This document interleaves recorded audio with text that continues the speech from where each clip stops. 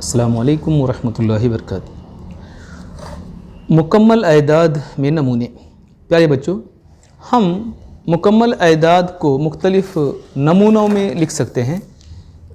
जो अशकाल हम यहाँ नमूनों के तौर पर ले रहे हैं वो कुछ इस तरह से हैं। एक ख़त है या लाइन, उसके बाद मुसल्लस है, मुस्ततील है और मुरब्बा है।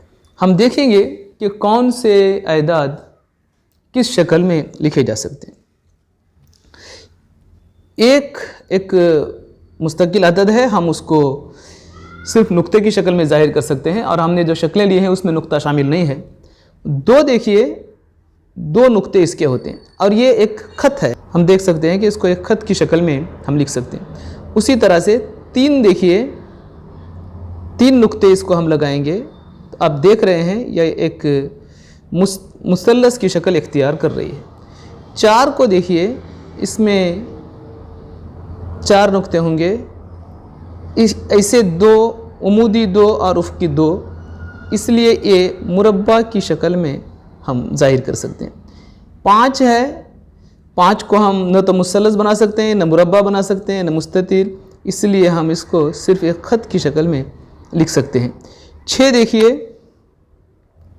छः अदद है, इसको हम इस तरह से रख सकते हैं, यानी ये मुस्ततील होगा, और उसको इस तरह से भी रख सकते हैं। आप देख रहे हैं कि एक मुसल्लस और मुस्ततील, दो तरीके से हम इसको लिख सकते हैं। उसी तरह आप बाकी अयदाद पर भी मश्क कीजिए और देखिए कि कौन कौन से मुख्तलिफ़ नमूनों में हम इनको रख सकते हैं। यहाँ एक नक्शा भी दिया गया है, आप सफ़ा नंबर 48 पर कोशिश कीजिए, उसमें 1, 2 से 13 तक के अयदाद दिए गए हैं। वहाँ आप लिखिए कि कौन से अयदाद ख़त में, कौन से मुस्ततील में, कौन से मुरब्बा में और कौन से मुसल्लस की शक्ल में लिख सकते हैं। नीचे जो सवालात दिए गए हैं आप वो हल करेंगे। कौन से अयदाद सिर्फ एक ख़त की शक्ल में दिखाए जा सकते हैं, कौन से मुरब्बा की शक्ल में, कौन से मुस्ततील की शक्ल में, और शुरुआती 7 मुसल्लस नुमा अयदाद लिखिए। आप देखिए मुसल्लस नुमा अयदाद को मैं यहाँ आपको दिखा रहा हूँ। देखिए सबसे छोटा जो मुसल्लस नुमा अदद है वो 3। आप गौर करेंगे, आगे आप इसको फिर मुसल्लस नुमा बनाना है तो ऊपर एक ही रहेगा और नीचे 3 हो जाएंगे, यानी ये अदद हो जाएगा 6। आप देख सकते हैं अगला अदद कौन सा होगा।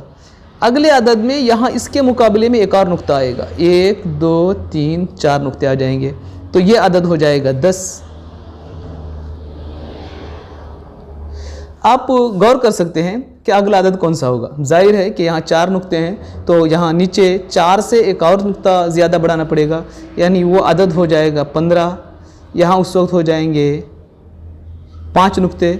अब इसमें मज़ीद एक नुक्ता और बढ़ाना पड़ेगा, यानी 6 नुक्ते मज़ीद बढ़ेंगे तो वो अदद हो जाएगा 21।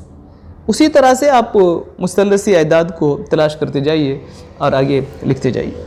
अस्सलामु अलैकुम वरहमतुल्लाहि वबरकातुहू।